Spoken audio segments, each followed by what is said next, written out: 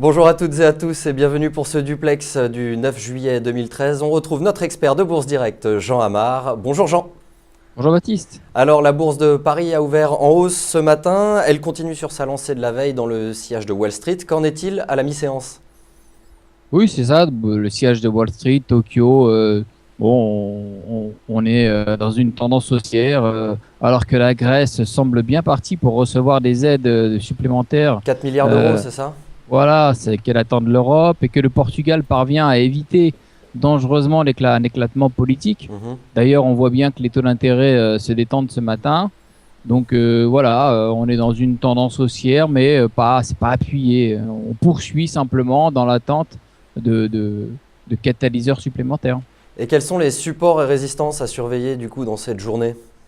Alors graphiquement, la tendance restera positive au-dessus de 3760 et surtout 3805 à surveiller. Les prochaines résistances se situent sur 3880-90. Et du côté des valeurs maintenant, on va parler de PSA Peugeot Citroën qui enregistre au premier semestre un net recul de ses ventes en Europe, mais qui contrebalance ses résultats par une bonne situation en Chine et en Amérique latine. Alors qu'en est-il pour le titre? Effectivement, on va détailler tout ça.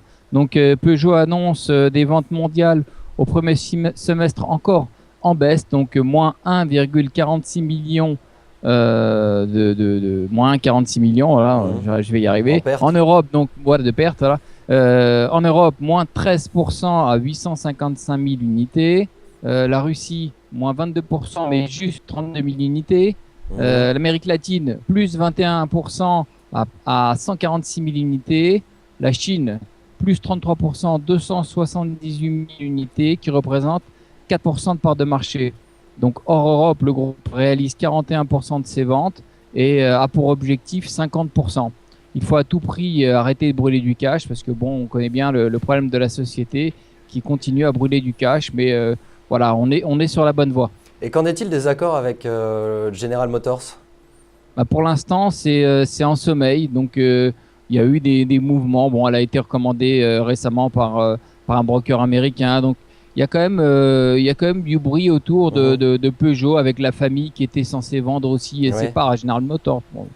Justement, on ne sait pas trop pour ça, ça reste pour l'instant, je dirais, spéculatif. D'accord. Autre valeur à suivre, cette fois, c'est EDF.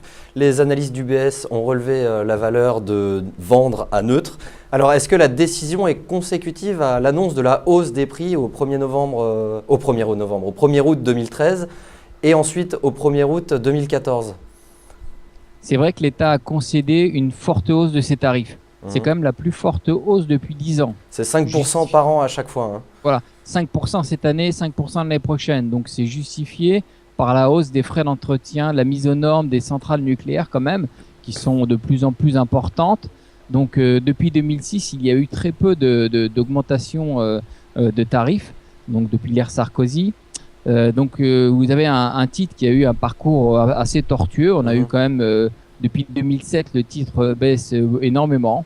Le titre a gagné 40% depuis le début de l'année. Donc c'est un titre qui se redresse après avoir perdu plus de 24% en 2012. Donc on voit quand même qu'il y a, sur ces titres-là, on y revient tout doucement. Donc c'est l'utilities en fait. D'accord. On finit avec Wall Street et Alcoa, le géant de l'aluminium américain, qui a publié hier après séance des résultats meilleurs qu'attendus. Alors c'est lui qui va soutenir le marché pour les prochains jours? On ne sait pas, mais quand le début des trimestriels commence généralement par Alcoa, donc sont bons, sont moins mauvais que prévu. C'est un peu ça qu'il faut dire pour l'instant. Les perspectives ne sont pas mauvaises non plus. On peut s'attendre à ce qui est des résultats en hausse. On attend une hausse de 2 à 2,4% en moyenne des résultats pour ce trimestre, pour ce semestre. Et ça, on aura de nouveau des résultats en vendredi avec JP Morgan et Wells Fargo. Alors d'ici là, il n'y aura pas grand-chose, donc il faudra se contenter de demain soir, il y aura le compte rendu de la Fed. Ouais, une semaine attentiste quoi. Voilà, ça va être une semaine attentiste. Il n'y a pas de très grand rendez-vous. Bon, c'est sur ces mots que le Duplex Bourse se finit. Merci Jean Amar pour toutes ces explications. À demain pour un nouveau Duplex. Bonne journée. À demain, au revoir.